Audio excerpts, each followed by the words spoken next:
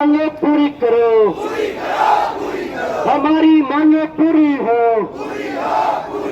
BEd छात्रों के साथ इंसाफ करो,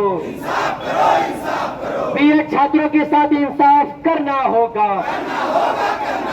देखिए, हम आपके बीच में पहले भी आए थे। 16 अगस्त को हम लोग पहले भी आए थे। हम लोगों की जो बेसिक डिमांड है कि हम बीएड अभ्यर्थी हैं और बीएड अभ्यर्थी होने के नाते हम यहाँ अपनी एकजुटता जाहिर की है।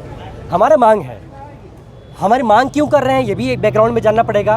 हमने जो बीएड किया है वो हमने अपने आप नहीं कर लिया, अपने आप पैसा देकर किसी ठेकेदार को और अपनी सर्टिफिकेट नहीं छपवा लिया है। हमने भारत सरकार की जो मान्यता प्राप्त संस्था है एनसीटी, उसका गैजेट आया था 28 जून 2018 को। उस गैजेट के आधार पर उसमें जो लिखा हुआ था कि जो 2 साल का बीएड कर लेगा उसको पीआरटी में शामिल कर लिया जाएगा।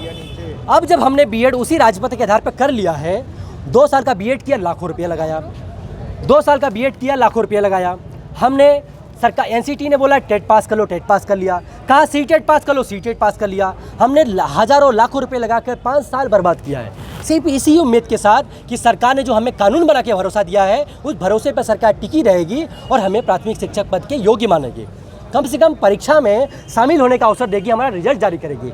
लेकिन 11 अगस्त 2023 को माननीय सुप्रीम कोर्ट ने एनसीटी के उस खामियों को पकड़ा और उन्होंने बीएड छात्रों को इस पे सवाल करते हुए उन्होंने एनसीटी पे घोर सवाल किया है। उनकी कार्यनीतियों, भारत सरकार की विश्वसनीयता पर ही सवाल खड़ा कर दिया है कि आपने जो राज्यपत्र बनाया था वो इलीगल है।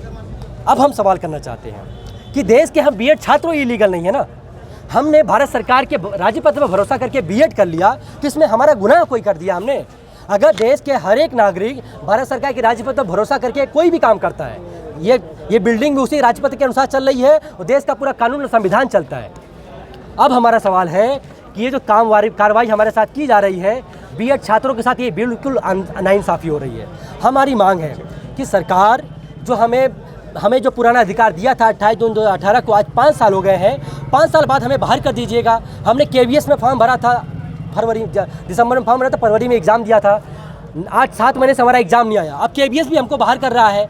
बीपीएससी बिहार की शिक्षक भर्ती में हमने आवेदन किया, सरकार ने आवेदन कराया, हमसे एग्ज़ाम कराया। हमने सड़कों पे भटक करके, पटना की तमाम बिहार की सड़कों भटक करके, रातों की नींद अपने हराम करके हमने परीक्षाएं दिया, इस उम्मीद के साथ कि हमें बीएड में शामिल किया जाएगा और हमारा रिजल्ट जारी किया जाएगा। लेकिन हमारे साथ घोर नाइंसाफ़ी हो रही है। हम आपको बताना चाहते हैं कि हमारे साथ बिल्कुल छलावा किया गया है, हमारे भविष्य को चौपट किया गया है, हमारे शिक्षक बनने की सपनों की हत्या की गई है। हम यहाँ तक बात कर रहे हैं क्योंकि भारत सरकार ने हमें भरोसा दिया था, उस भरोसे पर सरकार खड़ी नहीं है। हमारी मांग फिर भारत सरकार से, सुप्रीम कोर्ट से हमारा कोई सवाल नहीं है, क्योंकि माननीय सुप्रीम कोर्ट के फैसले से ही हम ये जान पाए कि एनसीटी ने कुछ गलतियां किया था। अब है कि एनसीटी जो 1993 की जो इंडिपेंडेंट बॉडी है, वो क्या देश के करोड़ों आम जनता के पैसे की टैक्स से जो तनख्वाह पा रहा है, वो क्या काजू बादाम? मुख्य मांग क्या है? हमारी मांग यही है कि बीएड को पीआरटी में शामिल किया जाए। सरकार ने हमें जो भरोसा देकर बीएड कराया, अब हमारी डिमांड है कि सरकार अध्यादेश लाकर बीएड को पुनः पीआरटी में शामिल कराए।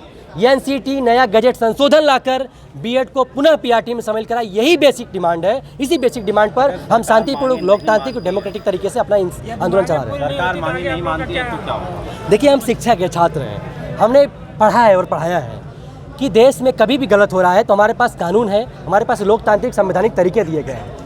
हम आपके बीच में साफ साफ कहना चाहते हैं कि देश में हमें जो भी तरीके दिए गए हैं संवैधानिक लोकतांत्रिक, कोर्ट में लड़ने का, पुनर्विचार याचिका डालने का, रिव्यू पिटीशन के तमाम, हम कोर्ट में भी लड़ाई लड़ेंगे और हम सड़क पर सरकार को मजबूर बनाएंगे कि आपको बीएड को पीआरटी में शामिल करने के लिए अध्यादेश लाना होगा।